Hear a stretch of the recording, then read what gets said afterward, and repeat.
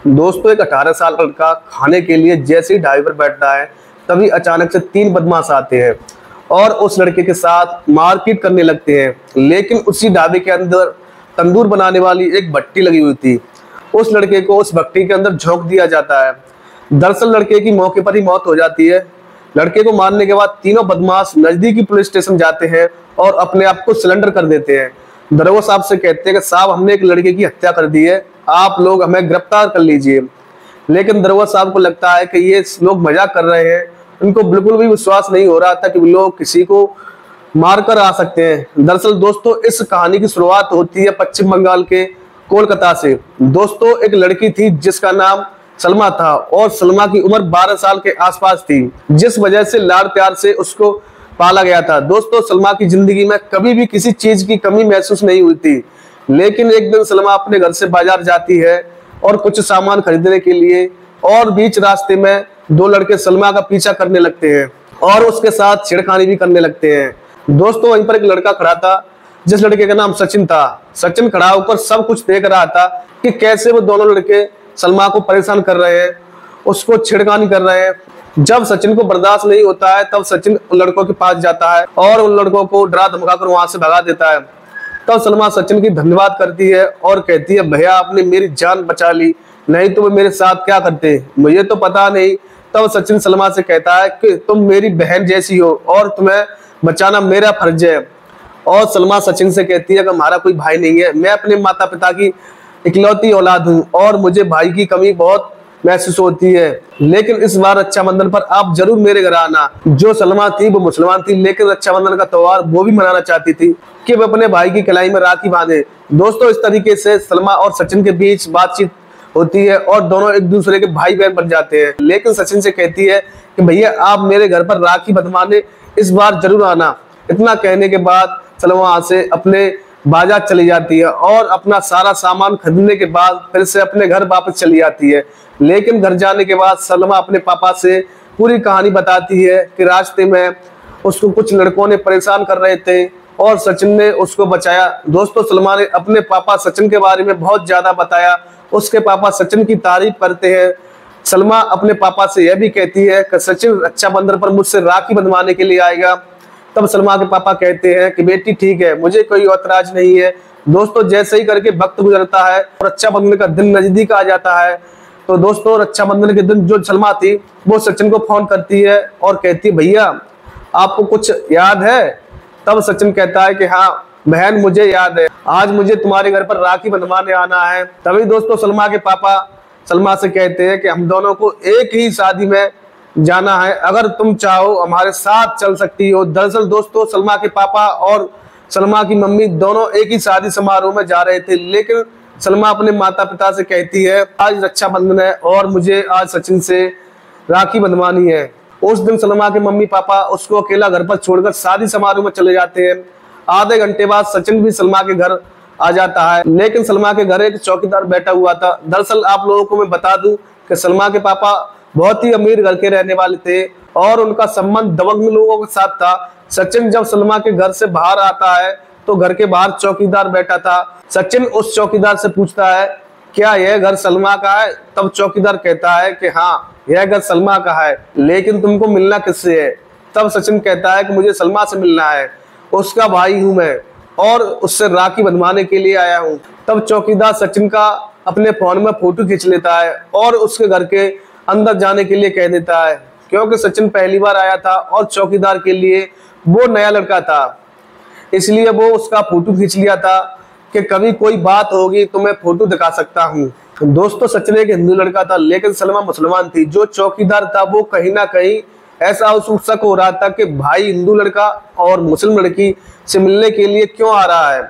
लेकिन चौकीदार सचिन को कुछ बोलता नहीं है। सचिन घर के अंदर चला जाता है और सलमा से राखी बंधवाता है और उसको गिफ्ट भी देता है। और आधे घंटे बाद सचिन वहां से निकलकर अपने घर चला जाता है। लेकिन जब शाम को सलमा के पापा घर आते हैं, तब चौकीदार सलमा के पापा से बताता है कि कोई हिंदू लड़का आया था सलमा से मिलने के लिए। दोस्तों, चौकीदार उस लड़के की फोटो सलमा के पापा को दिखाता है, जिस वजह से सलमा के पापा थे वो बहुत ही ज्यादा गुस्सा हो जाते हैं। उनको लग रहा था कि सलमा का चक्कर किसी लड़के के साथ चल रहा है और वो लड़का उससे मिलने के लिए आया है। दरअसल दोस्तों सलमा के पापा यह भूल चुके थे कि सलमा का भाई आज उससे मिलने के लिए सलमा से राखी बंधवाने के लिए आएगा। दोस्तों सलमा के पापा गुस्से में उसके पास जाते हैं और सलमा से पूछते हैं कि आज कोई घर पर तुमसे मिलने के लिए आया था।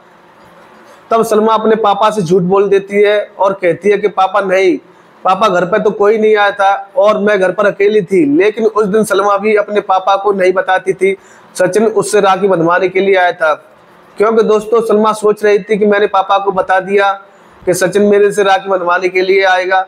लेकिन सलमा यह सोच रही थी कि शायद पापा किसी और के बारे में पूछ रहे हैं कि सचिन मुझसे राखी बंधवाने के लिए आया था, क्योंकि वह सोच रही थी कि यह बात तो पापा को पता है।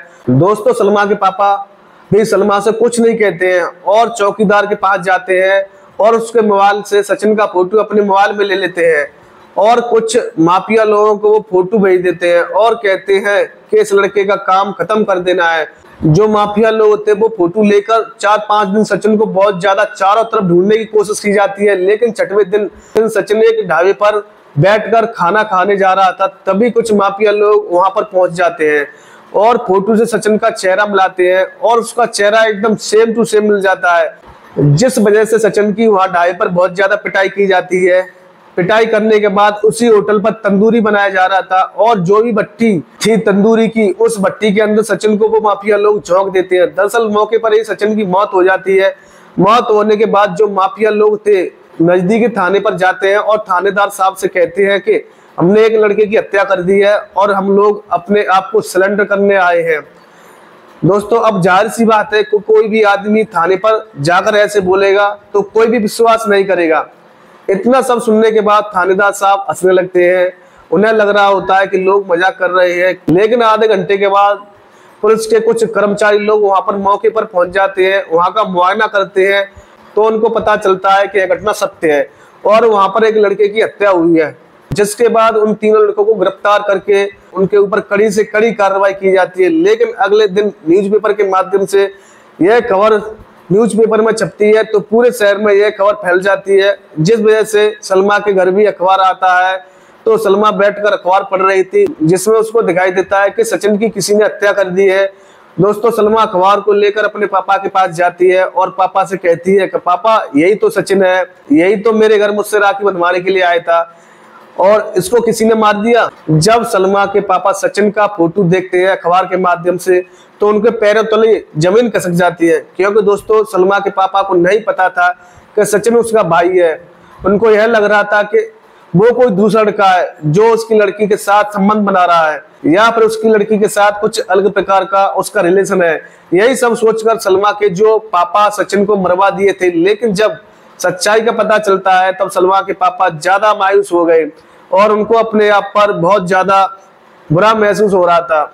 दोस्तों सलमा के पापा पुलिस स्टेशन जाकर अपनी पूरी कहानी थानेदार साहब को बता देते हैं कि कैसे गलतफहमी की वजह से सचिन की जान चली गई, जिस वजह से सलमा के पापा के ऊपर कड़ी से कड़ी कार्रवाई की जाती है और उनको भी जेल की सलाखों के पीछे डाल दिया जाता है। लेकिन इस पूरी घटना की वजह से सलमा पूरी तरीके से सदमे पहुंच गई। दोस्तों अगर देखा जाए तो इस घटना में सचिन की 1% भी गलती नहीं थी और इसमें पूरी की पूरी गलती सलमा के पापा की थी। दोस्तों इस कहानी से हमें यह सीख मिलती है कि किसी के कहने पर कुछ भी फैसला नहीं लेना चाहिए। जब तक अपनी आंखों से हम वो चीज ना देख लें तब तक हमें किसी की बातों पर भरोसा नहीं करना चाहिए, क्योंकि गलतफहमी की वजह से आज सचिन की जिंदगी बर्बाद हो गई। ना सिर्फ सचिन की बल्कि गलतफहमी की वजह से सलमा और सलमा के पापा और 3 माफिया लोग उनकी भी जिंदगी बर्बाद हो गई। दोस्तों वो भी लोग जेल में चले गए और अपने किए की सजा काट रहे हैं। दोस्तों इस घटना को सुनने के बाद आप लोग क्या कहना चाहोगे? अपनी राय कमेंट बॉक्स में जरूर बताइएगा। फिलहाल आज की वीडियो में इतना ही। वीडियो पसंद आए तो वीडियो को लाइक करना और चैनल को सब्सक्राइब जरूर करना। आप सभी लोगों को बहुत बहुत धन्यवाद। जय हिंद।